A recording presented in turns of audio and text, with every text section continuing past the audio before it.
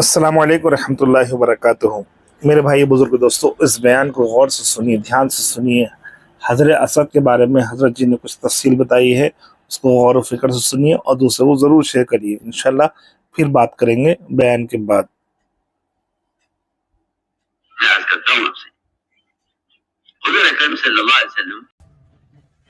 बैतुल्लाह का तवाफ करते हुए हर चक्कर में हजरत असद का बोसा लिया करते थे। हर चक्कर में तो आपका महबूब था हजरत असवद। क्यों है असवद? असवद नाम इसलिए नहीं है कि ये काला है। लोग इसे असवद काला पत्थर कहते हैं, हालांकि ये असवद काला पत्थर होने की वजह से नहीं है। अगर ये पत्थर काला आता आसमान ज़ाहिर जन्नत से तो कहा जाता था कि हाँ ये असवद इसलिए है।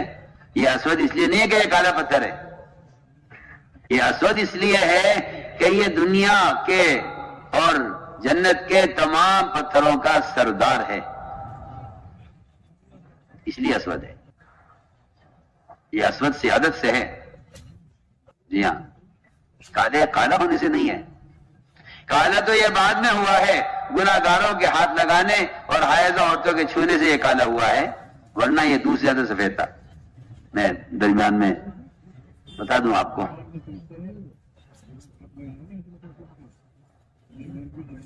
आप सल्लल्लाहु अलैहि वसल्लम हर चक्कर में उसका बोसा ले। मुशरिकीन ने जब देखा कि इन्हें ये अमल पसंद है, तो मेरी बड़ी बात आप याद रखना, अल्लाह करे याद रह जाए, कि बातिल ये देखता है कि इन्हें क्या क्या चीजें महबूब हैं।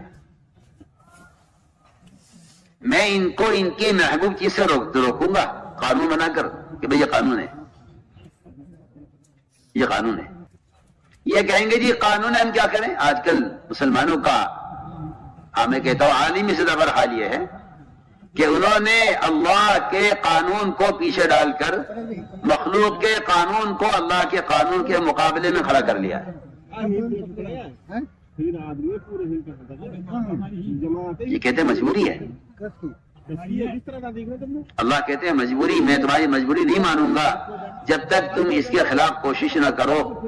इसीलिए कुरान ने साफ कह दिया है कि जो दीन को बचाने की कोशिश नहीं कर रहे हैं उनको भी अल्लाह के रसूल से मोहब्बत नहीं है। मैं आपसे कसम खाकर कह सकता हूँ ये बात। आप कहते हैं तबलीग करना कोई फर्ज नहीं है, मैं कहता हूं कि अगर आप दीन को कायम करने की कोशिश नहीं करते तो कुरान इनकार कर रहा है कि आप फासिक हैं, आपको अल्लाह के रसूल से मोहब्बत नहीं है। मैं कुरान की आयत का तर्जुमा कर रहा हूँ, आप कहां सो रहे हैं? कुरान की आयत का तर्जुमा है जो मैं कह रहा हूँ, क्योंकि कुरान ने अल्लाह के रसूल की मोहब्बत का फैसला सिर्फ इस पर नहीं किया कि आपको अल्लाह के नबी आपके रिश्तेदारों से, आपके मुताल्लिकीन से, आपकी तिजारत से, आपके वतन से ज्यादा महबूब हो जाए। नहीं, कुरान ने इसके साथ दूसरी शर्त लगाई है, वह जिहादिन फी सबीली। जो बेचारे बेवकूफ किस्म के लोग हैं जो जिहाद को सिर्फ क़िताल समझते हैं, वो उन्होंने सारी कोशिशें कहकर छोड़ दी हैं कि ये तो जिहाद से मुतालिक, क़िताल से मुतालिक आयतें हैं। तो मैं एक बात अर्ज कर रहा हूं कि आप सल्लल्लाहु अलैहि वसल्लम हज़रत का बोसा लेते थे। उन्होंने देखा कि नहीं अमल बड़ा पसंद है, तो आप सल्लल्लाहु अलैहि वसल्लम से कहा कि हम आपको बोसा नहीं लेने देंगे। मानत इक़रार हमारा है, हम नहीं आपको बोसा नहीं देने देंगे। आप चाहते थे बोसा लें, नहीं लेने देंगे। तो ऐसे मौके पर आदमी सोचता है, मैं उसकी मिसाल दे रहा हूं आपको, बहुत अहम बात कह रहा हूं। आदमी सोचता है कि तवाफ है असल, तो बोसा तो कोई असल नहीं है, छोड़ दो इसको। तो दरमियान में कहता चलूं ताकि बात अपने मौके पर हो। अब्दुल्लाह इब्न उमर रज़ियल्लाहु ताला ने एक साहब ने यह कहा कि आप हजरत के बोसे के बारे में क्या कहते हैं? फरमाया सुन्नत है। उसने कहा सुन्नत तो है, लेकिन अगर भीड़ ज्यादा हो और बोसा न ले सके तो क्या करें? तो फरमाया जवाब में कि अगर मगर को यमन फेंक। हमारे शरीयत में अगर और सुन्नत में अगर मगर नहीं होती। सुनिए ना आप, पैंट पहनने वाले داڑھی موڑنے والے یہ سنیں کہ وہاں صرف حجر اسود کے بوسے کی سنت کے بارے میں ایک صاحب نے سوال کیا عبداللہ ابن عمر سے، اس بارے میں آپ کیا کہتے ہیں؟ انہوں نے کہا سنت ہے۔ اس نے کہا اگر بھی ہو، دیکھیے کہاں آپ کہتے ہیں کہ قانون یہ ہے حکومت کا، کہاں آپ یہ دیکھیے کہ وہاں بھیڑ کی وجہ سے اس نے یہ کہہ دیا بیچارے نے کہ جی اگر بھیڑ زیادہ ہو حجر اسود پر میں نہ پہنچ سکوں تو کیا کیا جائے؟ تو ان کو غصہ آ گیا عبداللہ بن عمر کو، فرمایا شریعت میں اور سنت میں اگر مگر نہیں چلتی۔ سوچیے آپ تو ہر قدم پر سنتوں کو ذبح کرتے جا رہے ہیں یہ کہہ کر کہ قانون یہ ہے۔ مجھے ایسا معلوم ہوتا ہے شاید آپ اس قانون کے معاون بن گئے ہیں، آپ اس قانون کے معاون بن گئے،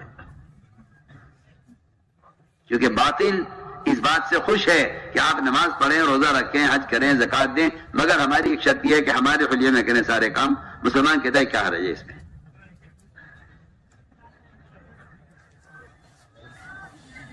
چنانچہ آپ صلی اللہ علیہ وسلم کو روک دیا گیا حضرت کا بوسہ لینے سے۔ جب دیکھا کہ ان میں اس ایک عمل کے چھوٹنے کا غم ہے اور تقاضا ہے اسے کرنے کا، تو انہوں نے کہا ٹھیک ہے، ہماری ایک شرط ہے، ہماری ایک شرط پوری کر دیجیے آپ، ہم آپ کو حضرت کا بوسہ لینے دیں گے۔ کیا شرط ہے؟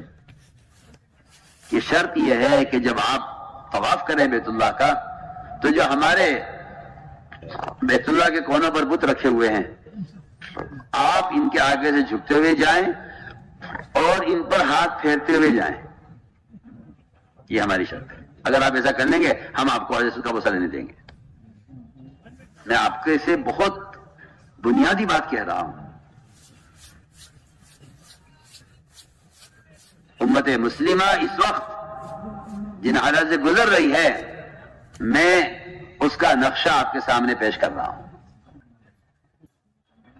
آپ توجہ دیں میری بات کی طرف۔ چنانچہ یہ ہوتا ہے کہ انہیں کام سے روکا جائے، جب یہ کہیں گے ہمیں یہ کرنا ہے تو ہم کہیں گے ٹھیک ہے، ہماری ایک شرط ہے۔ کہ کیا شرط ہے؟ کہ شرط یہ ہے کہ آپ ہمارے بتوں آگے سے جھکتے ہوئے جائیں۔ آپ صلی اللہ علیہ وسلم کو ایک چھوٹا سا ہلکا سا اس بات کا خیال آیا، اور خیال کے طور پر صرف کہ اگر دل کے اطمینان کے ساتھ صرف انہیں دکھانے کے لیے، ان کو بیوقوف بنانے کے لیے، اگر بغیر دل کے ارادے کے صرف سر سے اشارہ کر دیا جائے ان کی طرف، اس خیال کو آپ نے سوچا نہیں، پکایا نہیں، دل سے تو مطلب ہی نہیں کہ آپ دل سے رضو اللہ شرک ارادہ کریں، لیکن یہ خیال ہلکا سا آ کر گزر گیا۔ شیئن قلیلا، قرآن نے بھی اس کو اتنا تھوڑا کیا ہے کہ شیء تھوڑے کو کہتے ہیں، اور قلیل مزید لگا دیا قرآن نے۔ یہ ذرا سا خیال آیا، اللہ نے فرمایا وَلَوْلَا أَن ثَبَّتْنَاكَ، نبی جی اگر ہم آپ کو ثابت قدم نہ رکھتے تو آپ ذرا سے تھوڑے سے صرف ان کو دکھانے کے لیے بغیر دل کے ارادے کے بھی اگر آپ جھک جاتے ان کی طرف کہ بھئی چلو یہ راضی ہو جائیں گے، ہمارا کام ہو جائے گا۔ آج تو آپ دیکھ لیجئے امت کا حال، ان کو جہاں چاہو جھکا دو، جو چاہو ان سے کہلوا لو، جہاں چاہو ان سے جو چاہے کروا لو۔ یہ کہتے ہیں حالات کا تقاضا ہے، مصلحت ہے، اس میں کیا بات ہے، دل ایمان کے ساتھ مطمئن ہے۔ اللہ نے فرمایا اگر آپ ذرا سے تھوڑے سے بھی ان کی بات کی طرف سے دکھانے کے لیے جھک جاتے تو ہم آپ کو دگنا عذاب دنیا میں دیتے، دگنا عذاب آخرت میں دیتے۔ میں اس پر محمد علیہ کے بیان کی ایک مثال آپ کو سنانا چاہتا ہوں، اللہ کرے سمجھ بھی آئے اور آپ غور سے سنیں۔ محمد علیہ فرماتے تھے، یہ میں اس کی مثال آپ کو دے رہا ہوں کہ بھئی یہ تھوڑا سا دین اگر جا رہا ہے تو جانے دو نا، تھوڑا سا اگر ایک سنت کے خلاف قانون آ گیا تو کیا حرج ہے اس کے اندر؟ تو ہمیں نماز سے، روزے سے، حج و زکات تھوڑی روکا جا رہا ہے، یہ سنت کے خلاف ہے، قانون آ گیا، ایک سنت کے خلاف چھوڑ دو اس کو۔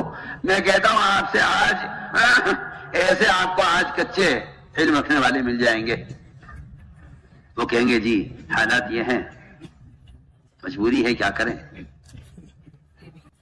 سمجھتے تھے کہ اس کی مثال دیتے تھے کہ اگر تم نے تھوڑا سا دین یہ کہہ کر چھوڑ دیا تو تم باقی دین بھی تمہارا ضائع ہو جائے گا. یہ دیکھیں بات بالکل واضح ہے، سب جانتے ہیں کہ جو آدمی کسی ایک کھانے پینے استنجے کی لائن کی سنت کو بھی ہلکا سمجھے گا وہ فرائض سے محروم کر دیا جائے گا. ہوا یہ آپ نے موسیٰ میں بیان مثال دے رہے.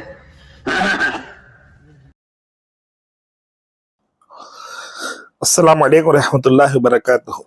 میرے بھائی بزرگ دوستو، اس بیان کو آپ نے سنا. اس بیان کے اندر ایک چیز خصوصیت سے جو ہے حضرت جی نے بتائی ہے، وہ یہ کہ اللہ کو شرک کسی حال بھی پسند نہیں ہے. چاہے کوئی بھی ان کے سامنے ہو، اللہ کے سامنے کوئی بھی بندہ ہو، اللہ اس بندے کو ہرگز ہرگز معاف نہیں کریں گے جو شرک میں مبتلا ہو. جسے آپ نے واقعہ میں سنا کہ آپ صلی اللہ علیہ وسلم کے دل میں بھی نہیں، صرف سوچنے پر بھی جو ہے اللہ کی طرف سے تنبیہ آئی. اور اسی طرح جو ہے اللہ کو کسی حال شرک پسند نہیں. اللہ ہر گناہ معاف کر سکتے ہیں، اللہ کی قدرت ہے، اللہ معاف کرنے پر قادر ہیں. اللہ صرف اپنی قدرت سے شرک کا گناہ معاف نہیں کرتے، کیونکہ ظاہر سی بات ہے جو اپنے آپ کو رب، جو سب کا رب ہے، وہ کسی دوسرے کو کیسا رب بنائے گا. وہ اکیلا وحدہ لا شریک لہ ہے، اس کی جیسا کوئی نہیں ہے. قل هو اللہ احد اللہ الصمد لم یلد ولم یولد ولم یکن لہ کفوا احد. اللہ لا الہ الا هو الحی القیوم لا تأخذہ سنۃ ولا نوم لہ ما فی السماوات وما فی الارض ذا الذی یشفع عنده الا بإذنہ یعلم ما بین ایدیہم وما خلفہم ولا یحیطون بشیء من علمہ الا بما شاء وسع کرسیہ السماوات والارض ولا یحودہ حفظہما وهو العلی العظیم. یہ دو ایک سورہ پڑھا میں آپ کے سامنے اور ایک آیت پڑھا، آیت الکرسی. اس میں اللہ کی وحدانیت، اللہ کی جو ہے قدرت ہی بیان ہے کہ اللہ سوتا نہیں، کھاتا نہیں، اونگ نہیں آتی ہے، اللہ کسی سے پیدا ہوا نہیں، اللہ کو کسی نے پیدا کیا نہیں. تو اللہ کو شرک برداشت نہیں ہے. ویڈیو کو لائک کرے، شیئر کرے اور میرے چینل کو سبسکرائب کرے.